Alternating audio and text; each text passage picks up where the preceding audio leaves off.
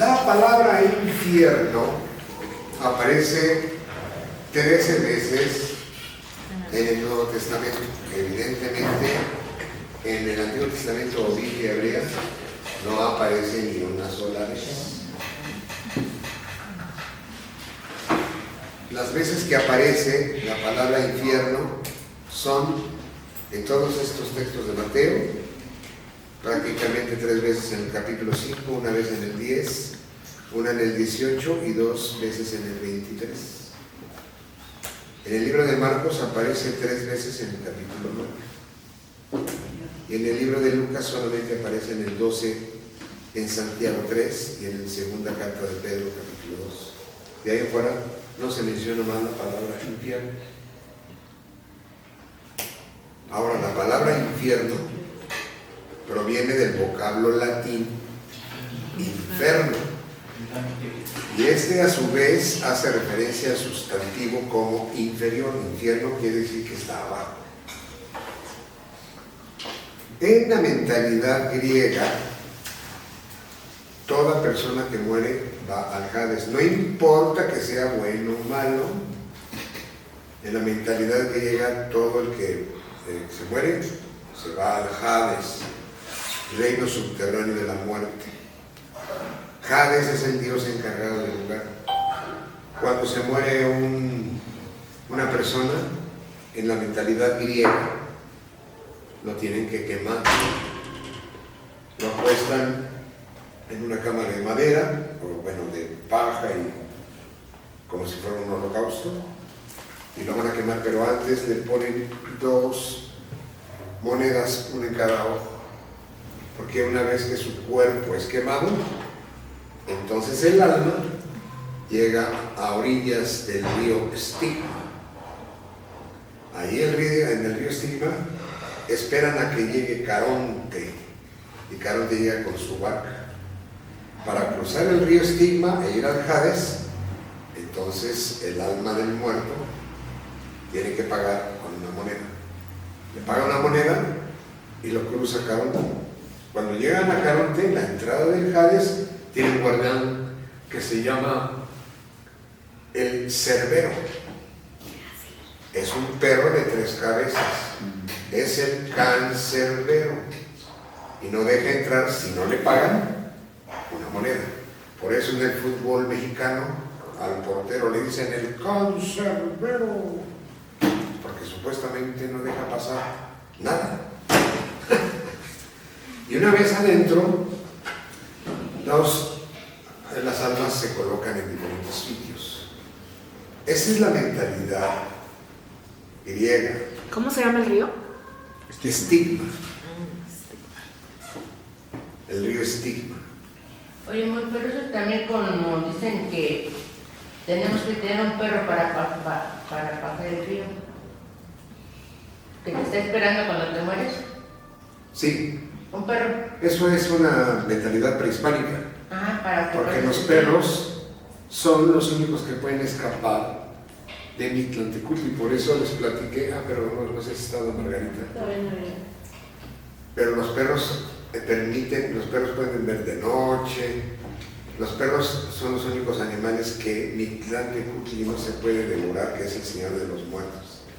Por eso el Xolixcuintli era tan apreciado, porque era un compañero de vida y de muerte, y también era comida móvil. Los mercaderes siempre llevaban un perro. Si escaseaba la comida en el camino, se comía a su perro. No era de muy buen sabor, pero era comida emergente. Pero eso tiene que ver con la cultura prehispánica. Sí, porque yo dije, yo nunca he tenido un perro, ¿quién me va a pasar el río? Pues voy a aprender a nadar. Yo no tengo perro, pero tengo una perrita. Es la perra hambre que me da en la noche. Bueno, pero esto es otra cosa. Estamos hablando del Hades, no del Mictlán. ¿Por qué estamos hablando del Hades? Porque esto es lo que tiene que ver con el Nuevo Testamento. Ahora, cuando el alma de un muerto llega al Hades, las obras de sus vidas son pesadas en una balanza y y si es hallado culpable del daño y maldad que hubiese hecho durante la época que estuvo en la tierra, pasa a una sección del Hades llamada el Tártaro, y ahí es torturado. De ahí viene la palabra tortura, porque se va al Tártaro. Sin embargo, si fue hallado justo y noble, va a los campos elíseos, lugar de reposo y descanso que también pertenece al reino de los muertos. Así que campos elíseos no solo es una avenida, sino es el lugar donde van. Por cierto que en Francia los campos elíseos, la avenida es majestuosa y enorme. En México Porfirio Díaz quiso hacer una avenida igual a los campos elíseos y fue el Paseo de la Reforma, que se llamó antes Campos Elíseos. Pero no solamente la quiso hacer igual, la mejoró. La avenida Reforma es mucho más grande y superior que los Campos Elíseos franceses. Ahora tenemos nuestra calle también ahí que atraviesa Chapultepec y Polanco. ¿Por qué creen que no hay una avenida Campos Elíseos en Veradillo? Por lo mismo, porque los Campos Elíseos representan algo muy bonito. Majestuoso, ok. Majestuoso. Excelente. Ahora, pero esta es la palabra que usan los greco-romanos, el Hades. En la mentalidad hebrea no está eso. En la mentalidad hebrea tenemos otra palabra que se utiliza. Y la palabra que se utiliza es la palabra Sheol. ¿La han visto? Sí. Algunas personas piensan que el Sheol es un lugar. Normalmente cuando aparece la palabra Sheol en la Biblia, te la traducen como sepulcro. En realidad la palabra sepulcro en la Biblia no está. Lo que hay es Sheol. Y la palabra Sheol viene del verbo Sha'al, lo cual significa preguntar, investigar, averiguar. Sucede que la cosa es así. Las personas que son enterradas normalmente después de un tiempo son consumidas por las bacterias y por bichos, y a veces desaparece todo menos los huesos. Los huesos tardan en desaparecer más, pero llega un momento en que también los huesos. Cuando los huesos se llegan a quedar intactos, se debe a ciertas condiciones en la tierra que no permiten a las bacterias y a los bichos incluso acabar con los huesos. Pero en otros lugares ni los huesos quedan. Entonces imagínate que alguien enterraron al abuelito en una parcela, pero ahora necesitan ese cacho de parcela y quieren mover al abuelito y lo van a sacar después de muchos años. Y escalan y dicen, ¿y el abuelo? ¿Dónde está? ¿Dónde se fue? Y entonces el poesía, Sheol, porque es el verbo sha'al en hebreo, es parecido al verbo wonder en inglés. Maravilloso. No, en inglés como ese sustantivo. Y de hecho proviene de la misma idea. El verbo wonder es preguntas. Si yo digo I wonder, es de pregunta. ¿Sí? Por ejemplo, nosotros tenemos un verbo para preguntar, y ese preguntarlo a otra persona y me lo puedo preguntar a mí mismo. En inglés tienen dos verbos. Tienes el verbo ask, que es preguntarle a alguien, pero si me pregunto a mí mismo, es wonder. Por eso, wonder puede ser maravilloso, porque es como, wow, es algo que no te puedes explicar. Cuando tú te preguntas algo, es porque no te lo puedes explicar. De la misma manera, Sheol funciona. Sha'al, funciona exactamente igual cuando tú lo utilizas hacia ti mismo, que quiere decir que te estás preguntando algo que no te puedes contestar. Sheol significa entonces desconocido. De aquí viene el nombre de Saúl. Shaul viene de Shaal, que en realidad no es nombre, es un apodo. Es el que está loco, el que vive su vida sin saber qué hacer. Si tú lees la historia de Saúl, corresponde con esto. Saúl ha sido nombrado un rey para defender al pueblo de los filisteos, cuando el pueblo no tiene problema con los filisteos, tiene problema con los amalecitas. No hay nada que pueda hacer Saúl si antes no lo consulta y le da la autorización Samuel. En otras palabras, Saúl es un rey inútil y por eso lleva el nombre de Saúl. Ejemplo, ¿cómo se usa el verbo Shaal? Se murió Abraham. ¿A dónde se fue? No lo sé. Sheol. Por lo tanto, el Sheol no es un lugar ni bueno ni malo. Para empezar, ni siquiera es un lugar. Ni es un lugar bueno ni malo. No es un lugar de premio, no es un lugar de castigo. Simplemente es donde van los muertos. ¿Qué pasa ahí? No se sabe lo que sucede. ¿Cuál es lo peor que le podría pasar a un ser humano vivo? Ser enterrado. Ser enterrado. Grandioso. Por eso, cuando Moisés baja del Sinaí y encuentra que están adorando un becerro de oro, avienta las tablas de la ley, se abre la tierra, se traga a los vivos al Sheol y se cierra. ¿Qué quiere decir eso? Que ahora están en el Sheol vivos. No se mueren, están vivos. ¿Cómo es eso?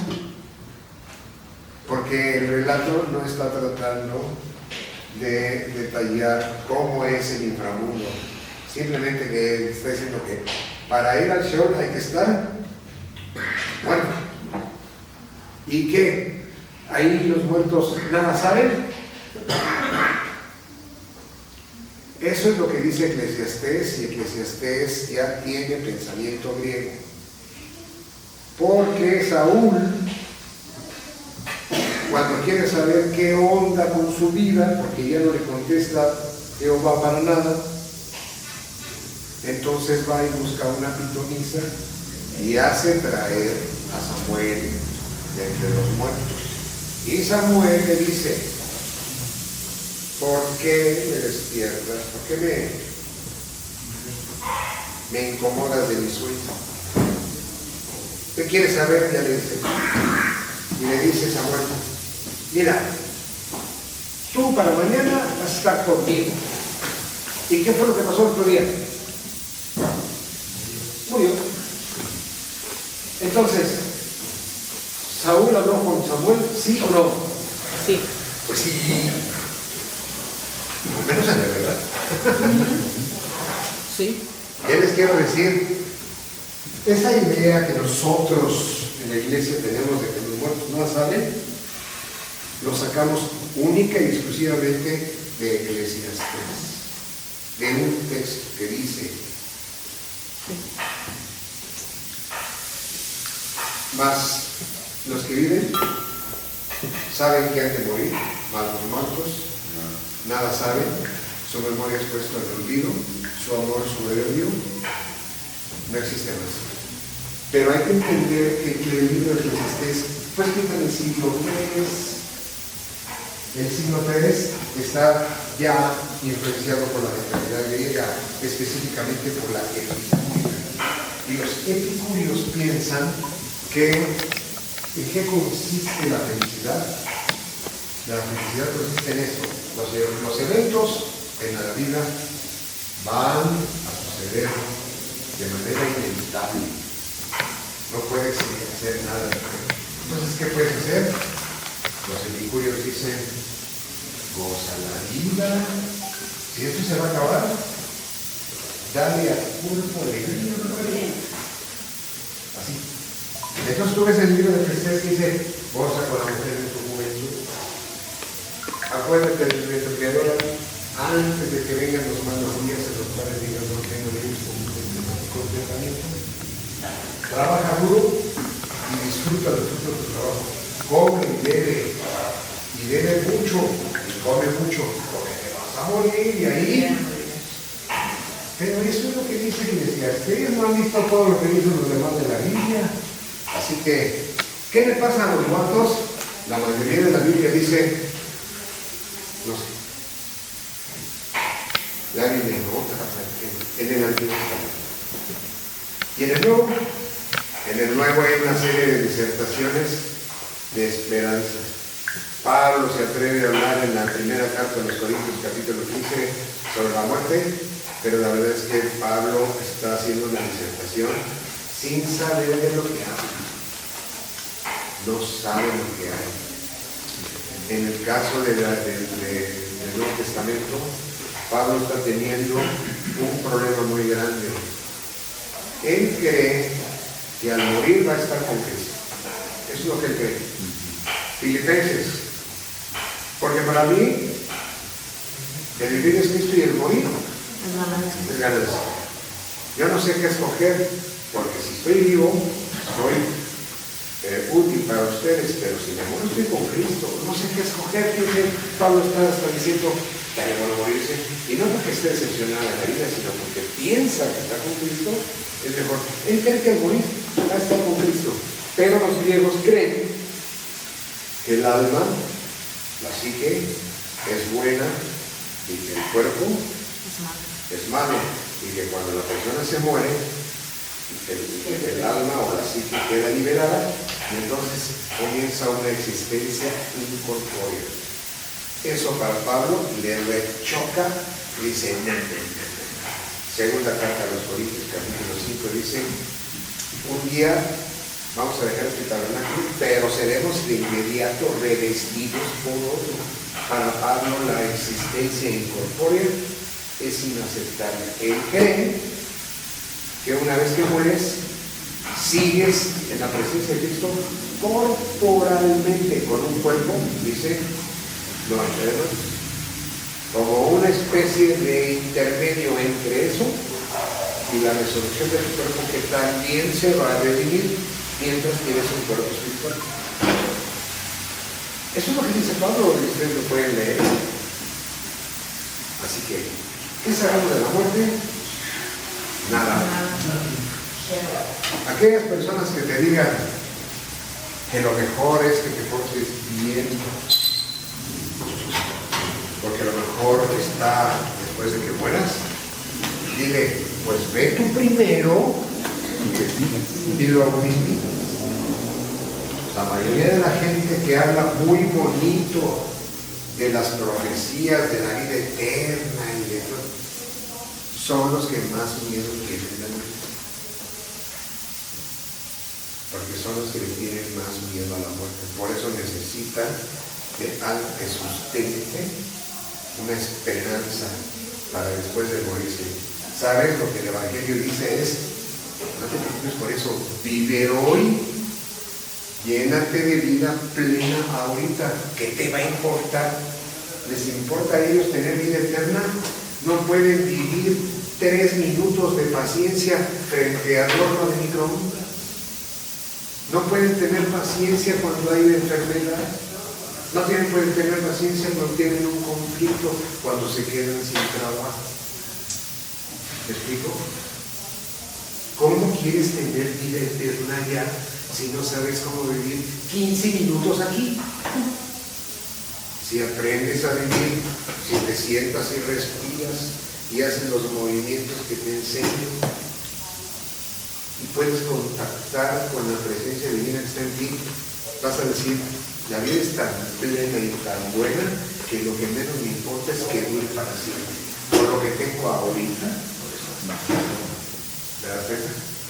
Así que el tema de hoy no trata de hablar cómo es el inframundo y qué pasa después de la muerte, porque la Biblia hebrea no lo toca. La palabra salvación en hebreo, como ya lo vimos, en el tema de salvación, el concepto no es después de la muerte, la salvación es aquí y ahora, salvarte de la enfermedad, de la dificultad, de los problemas, de la guerra, del malo, de los fraudes. En la Biblia hebrea, para eso se usa la palabra salvación. En el Nuevo Testamento trasciende y habla también además de una vida, de una salvación, de una vida aún después de la muerte. ¿Tengo esa esperanza? Sí, pero para mí, es la que menos me importa. La que me importa a mí hoy es tener la vida plena aquí, ahorita. Estén conmigo o no estén conmigo. ¿Hayan venido ustedes hoy o no hayan venido? Yo de todas maneras venía. Y no contento porque venía, sino porque puedo estar en mi casa, puedo estar en el transporte y puedo estar aquí. Porque sigo consciente. Todo el tiempo estoy respirando consciente de lo que respiro. Nada más dejo de respirar tantito y me salen todas las tonterías que tengo que decir, que tengo que hacer y que tengo que pensar. Y me doy cuenta del palazo. Cuando digo, ching, ya metí el choclo. Y lo metí hasta el tobillo. Y en ese momento me doy cuenta, tengo mi mente en modo diarrea. Y no es que tenga que pararlo, es que más bien tengo que canalizar eso. Así que, la palabra infierno proviene del vocablo latín inferno, como ya dijimos, hace referencia al interior. Por lo tanto, la palabra infierno hace alusión a un mundo interior. ¿Realmente la Biblia habla sobre el infierno? Pues dice Mateo 5:29. Si tu ojo derecho te hace pecar, me encanta leerles este texto. Ahí en Acapulco había un hermano que en el consejo, yo era parte del consejo y los hermanos también. Entonces las hermanas hubo a hacer el templo, porque iba a hacer la cena del Señor, pero en Acapulco hace calor. Así que cuando hace la cena del templo, pues todo el mundo va en short y en playera, igual las chicas. Pero el hermano dijo, en el consejo le decía al pastor, que le dijeran a las chicas que no quedan vestidas así, que él es un hombre, y pues que va sin pecar. Y rápido que digo, tengo un texto para ti, Leila. Si tu ojo derecho te hace pecar, arráncalo y tíralo, porque es mejor que se te pierda uno de tus miembros y no que tu cuerpo sea arrojado al infierno. Hasta ahora no lo veo puerto, pero seguramente sigue culpando a las chicas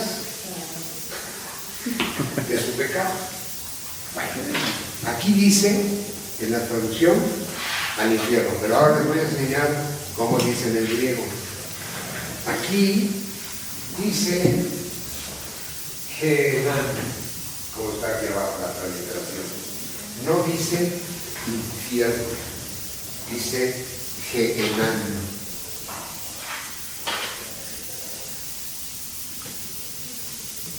Marcos 9:43 dice, mas si tu mano te hace caer, córtala, mejor es entrar en la vida manco que teniendo dos manos ir al infierno, al fuego que no puede ser apagado. Esto es por la razón por la que algunos creen que el infierno existe, porque el fuego nunca puede ser apagado. ¿Cómo se puede interpretar sacar el ojo? No es literal.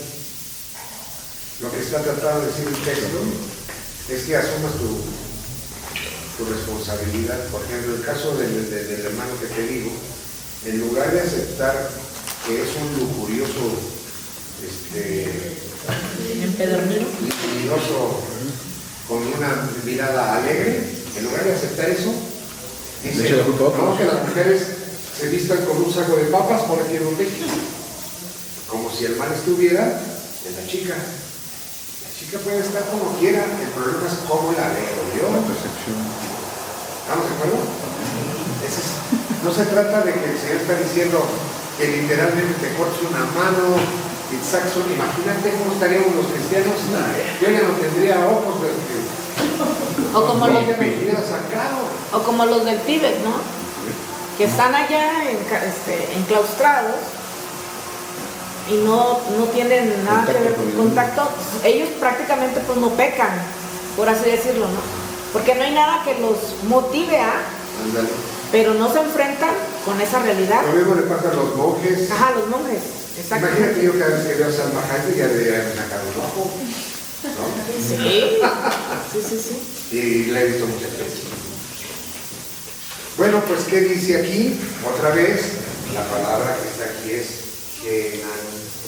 Así se escribe. El griego es un poquito más fácil de leer, sin embargo, cuando identifica las letras. Pero el griego es un idioma mucho más difícil de aprender que el hebreo, ¿eh? ¿El griego es más difícil? Oh, sí, claro. Es un idioma muy complejo. Si quieres aprender entre griego y hebreo, te recomiendo el griego. Te va a llevar un año, pero el griego te va a llevar 8. Kenan aquí dice, eisto porto asbeston. No se me puede. Y ahí la palabra otra vez, Kenan. Mira qué curioso.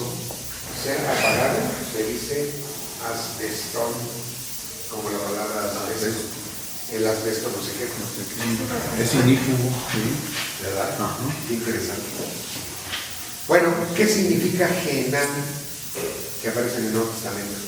Genan es un préstamo lingüístico, lo que también se llama un cognado. Es decir, una palabra que no es de origen griego, sino más bien un préstamo del hebreo. En español tenemos varios préstamos lingüísticos o cognados. La palabra restaurante o restaurant es un préstamo lingüístico.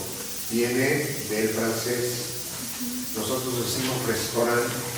En el francés suena algo parecido a restaurant. Se escribe restaurante. Y aunque en español se escribe restaurante, decimos restaurante, tratando como de emular el restaurant. La palabra restaurante es un cognado, es un préstamo lingüístico. La palabra almohada es árabe. La palabra hotel es francesa.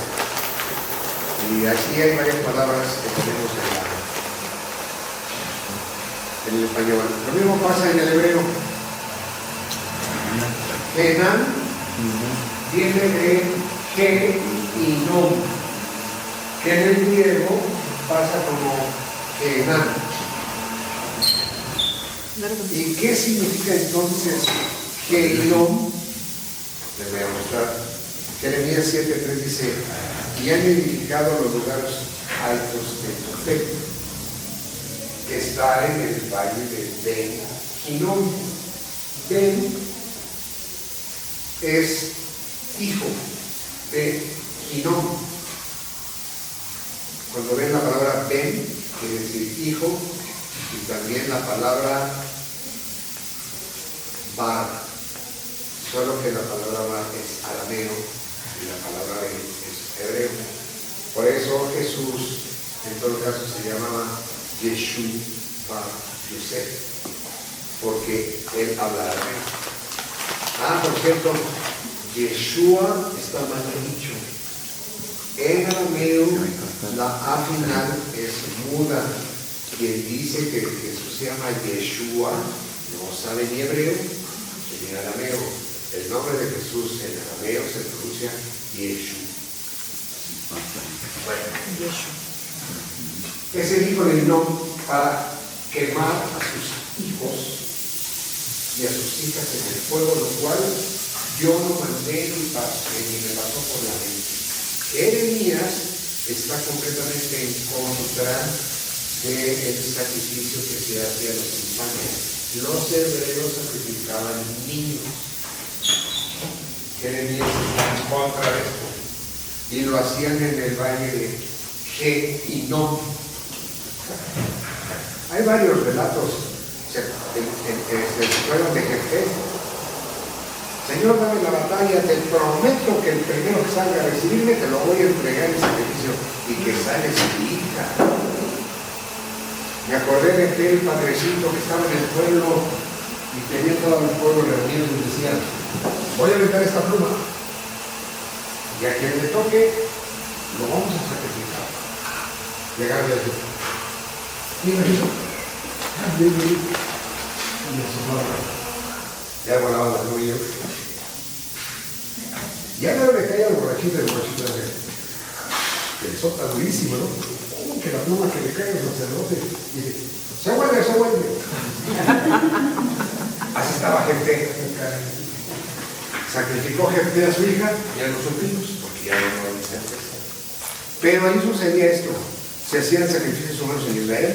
Lamentablemente, sí se hacían. Esto sucedía, se hacían sacrificios. Segundo libro de los Reyes, 21.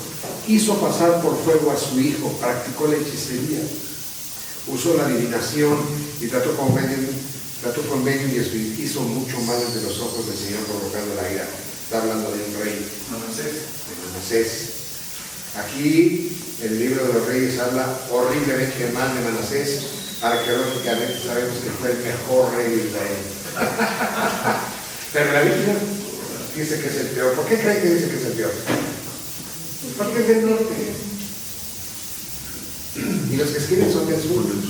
Así que nunca van a ver nada bueno, nada. No hay un solo rey bueno en el norte. ¿Cuántos profetas son del norte? Solo uno. Todos los demás son del sur. Obvio. Ezequiel, tomaste además a tus hijos y a tus hijas que habías dado a luz para mí, y los sacrificaste para que fueran consumidos. Miqueas, se agrada Yahvé de millares de carneros de ríos de aceite, ofreceré mi primogénito por mi rebeldía, el fruto de mis entrañas por el pecado de mi alma. Éxodo 13. Conságrame todo primogénito, cualquiera que hable y dice entre los hijos de Israel, así de los hombres como de los animales, mío es. En la ley de Moisés se debería de sacrificar al primogénito. ¿Tú eres el primogénito? Te tocaba. O sea, cuando dice conságrame es sacrifícalo. Sí. Entonces, ¿qué haces? Si tienes un hijo y no quieres sacrificarlo, pagas por él. Vas al templo y pagas por él. Levítico, no sé si es 25 o 28, ahí está el precio. Tienes que pagarle al sacerdote. ¿Por qué creen que Jeremías está en contra del templo? ¿Por qué creen que Oseas, Amós, Ezequiel y obviamente Jesucristo? Siempre están en contra del templo. La gente cree que, el templo de Jerusalén, qué bonito, ojalá construyan el tercer templo. No saben lo que dice. En realidad, los profetas estuvieron contra el templo y los sacerdotes eran unos canijos, unos desgraciados, perdón, ustedes alcaban. Pero ahora lo traducen como que conságrame es apártalo, él va a ser para mí, o sea, como que tiene vida larga. No, si tú sigues leyendo el capítulo, dice, habla de sacrificio, inclusive dice, sacrificarás a cualquier primogénito, menos al primogénito del asno o del burro. Porque es sagrado. Los burros están más cerca de Dios que los hombres. Por eso, cuando Balaam va en el camino, el que ve al enviado de Yahvé es el burro, no él. Los burros son sagrados. ¿Por qué son sagrados? Porque son los que llevan la carga. Pues, los hebreos son guarines, pero se fijan, no van a matar. Claro. ¿Verdad? No van a matar a que hace el trabajo. Ahí tienen el paparazzi exactamente cuando Jeremías, al pronunciar las palabras en contra del sacrificio, rompe una jarra y dice, así como el Señor, como Él rompe esa jarra, y no es posible volver a juntar sus partes para hacerla una, así quebrantaré a Jerusalén. Y después de eso, viene la conquista de los caldeos de Babilonia. Aquí está Jefté, que hizo un voto y dijo, si en verdad traigas en mis manos a los hijos de Amón, sus sucederá que cualquiera que salga de las puertas de mi casa a recibirme cuando yo vuelva al par de los hijos de amor, será de Yahvé y lo procederé como holocausto. Y sácate la ceja de su vida. ¿Cómo lo hacían? Ahí tienen ustedes que esta es una imagen de Molech, conocido en español como Moloch, pero en hebreo es Molech. Este Molech es la forma de un toro. Curiosamente, la forma también de Yahvé, o la imagen de Yahvé, también de un toro. ¿Por qué? Porque los toros son el animal doméstico más poderoso. Así que es natural. También Baal tenía imagen de todo. pero la imagen de Yahvé también. Y entonces colocaban a este personaje, le ponían fuego por dentro. Tenía mecanismos para que levantara los brazos a través de las cadenas. Entonces, como era de bronce, se llenaba de calor. Llegaba entonces aquí el sacerdote y entregaba, le ponía las manos y el niño Se quemaba en el momento. obviamente que gritaba, entonces para evitar que gritara, bueno, para evitar que se oyera, ponía una música ahí durísima, estaban los músicos para que no se oyeran los gritos del chamaco muerto. Eso hacían en Israel, ¿no? Qué feo. Todas las culturas. Aquí está la sacerdotisa, o a lo mejor hasta la mamá diciendo, este chamaco me va a costar muy caro ir a la universidad, mejor lo pasamos a Bolón. Al rato va a querer. Y que sí salen caros, ¿eh? Y luego no va a querer esa escuela, y va a querer la cara, y luego va a pedir un iPhone, no vámonos.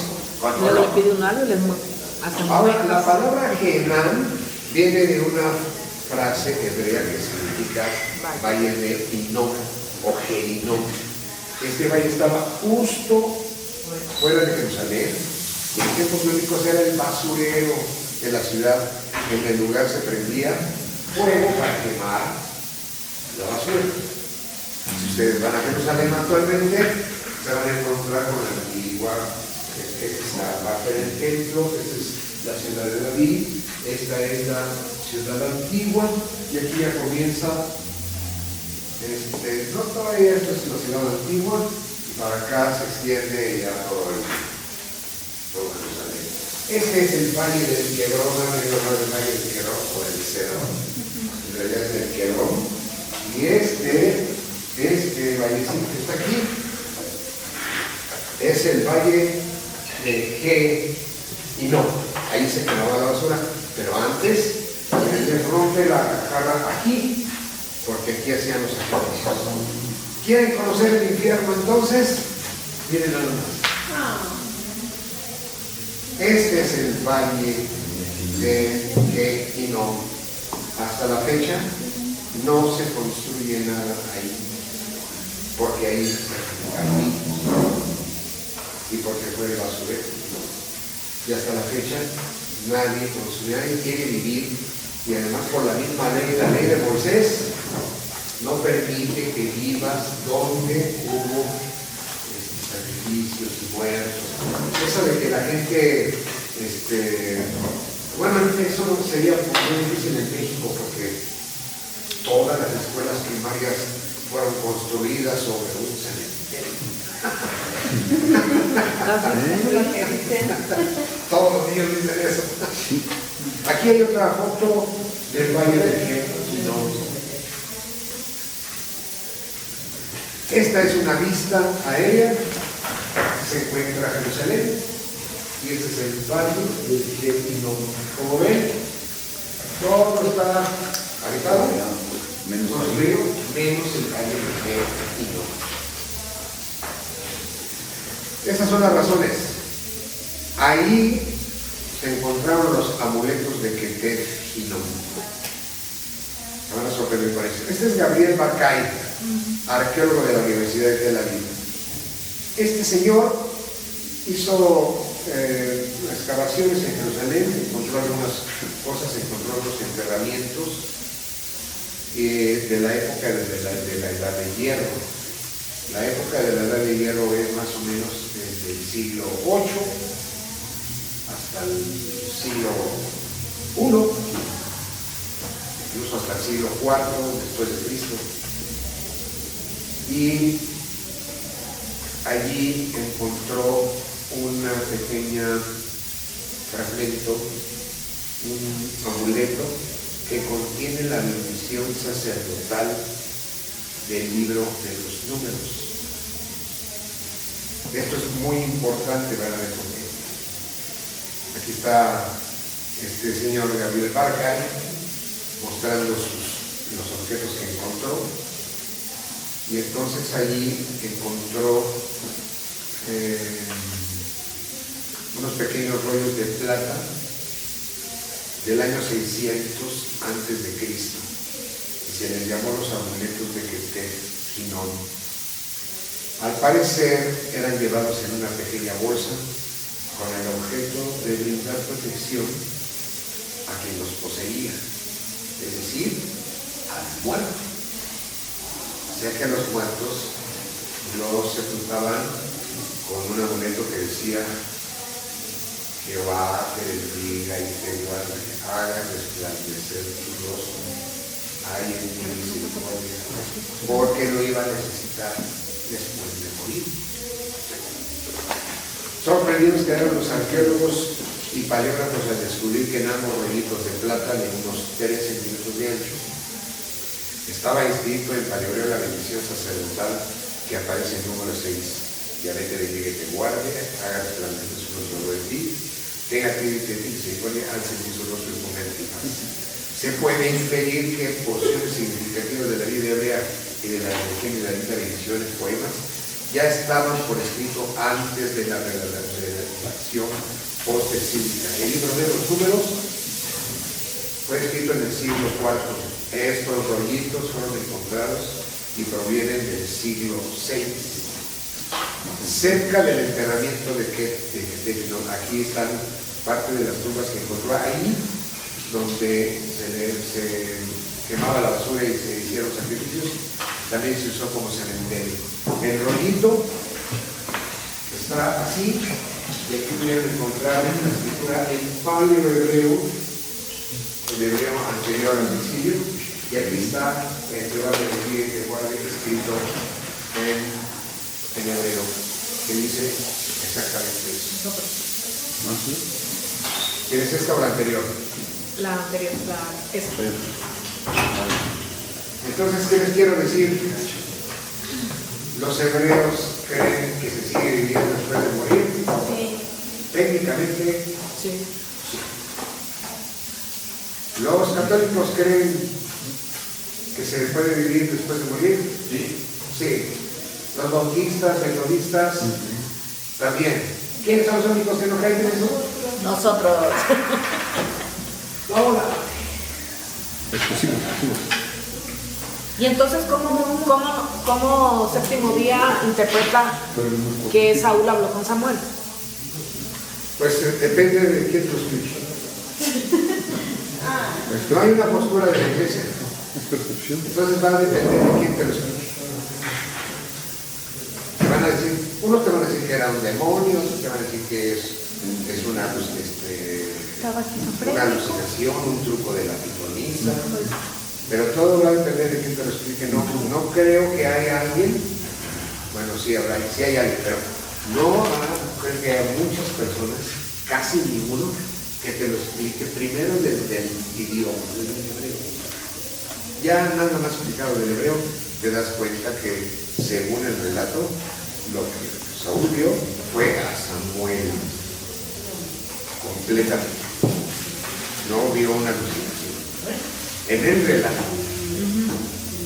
relato es muy antiguo, proviene probablemente del siglo, alrededor del siglo IX, y es el único caso de nigromancia en la Biblia. ¿Qué es la nigromancia?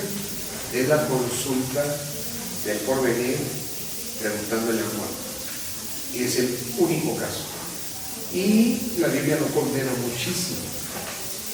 Por eso es el único caso que aparece como diciendo, ni se te ocurra. ¿No?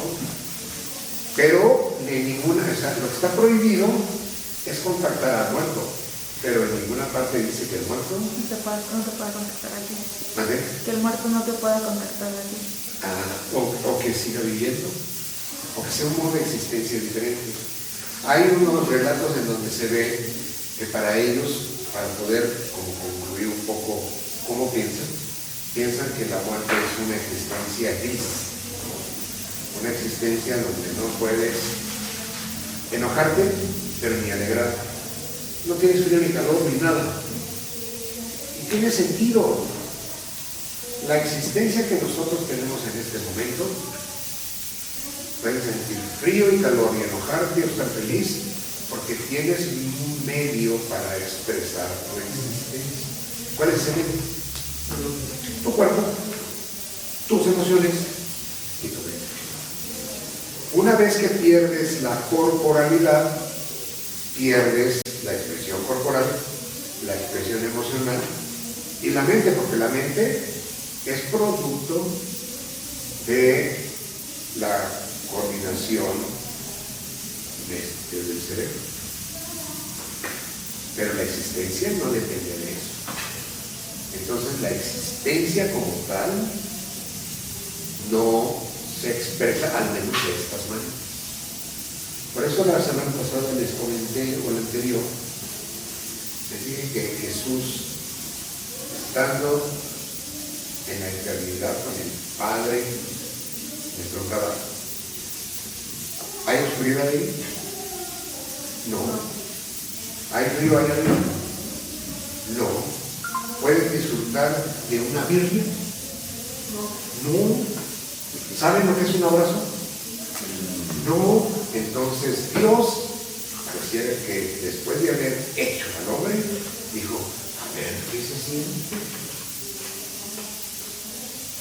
De tal manera que te tienes que dar cuenta de algo. Algunas personas quieren que tú te eleves y te sientas poderoso y grande para que te conviertas en un superhombre. Y no se han dado cuenta que de lo que la Biblia habla es que ser humano es super. La máxima creación de Dios eres tú.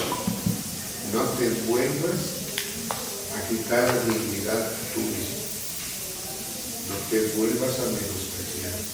Eres la obra culmen, la mejor, la obra de Dios. Aprovecha mientras tienes esta expresión existencial corporal. Va a llegar el momento en que no vamos a tener. ¿Cómo será después de morir? ¿Quién sabe? Lo que yo sí creo ahora es que mi vida está escondida en Cristo. Mi existencia continúa. Probablemente no pueda expresarme ya como me expreso hoy. ¿Quién sabe? Pablo dice que él va a recibir un cuerpo después de morirse.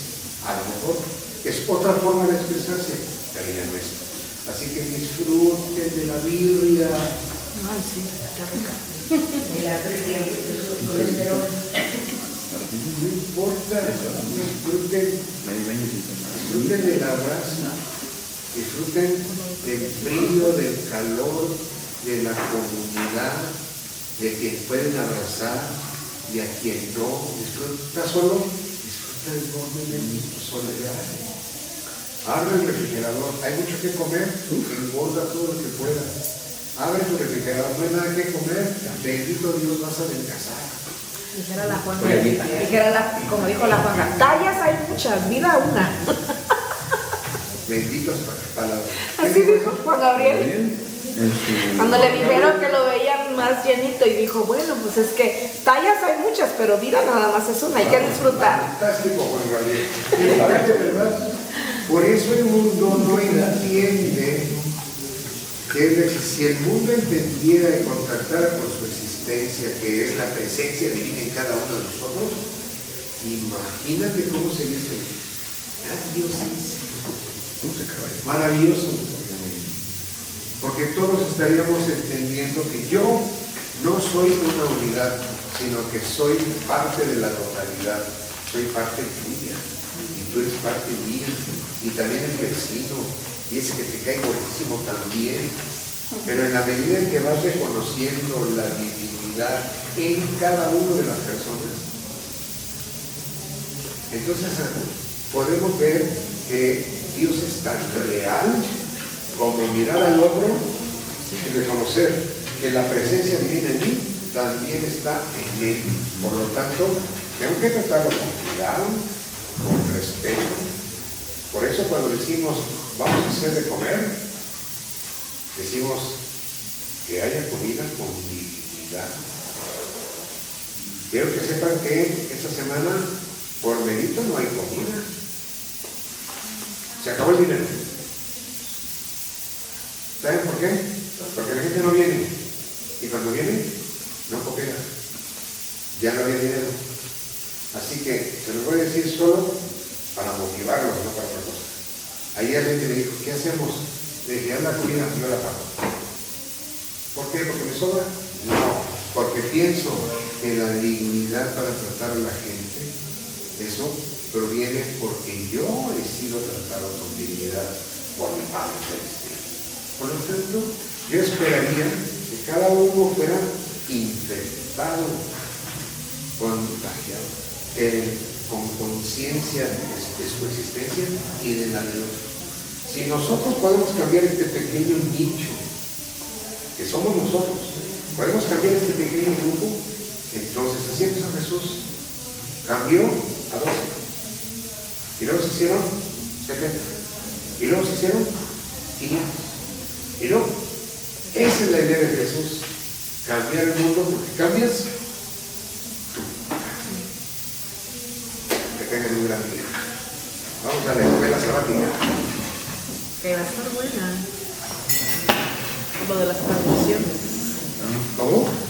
Que va a estar buena por lo de las traducciones. Quiero ver cómo lo... Vamos a echar camorra ahí con las traducciones. Sí. A ver mi iglesia.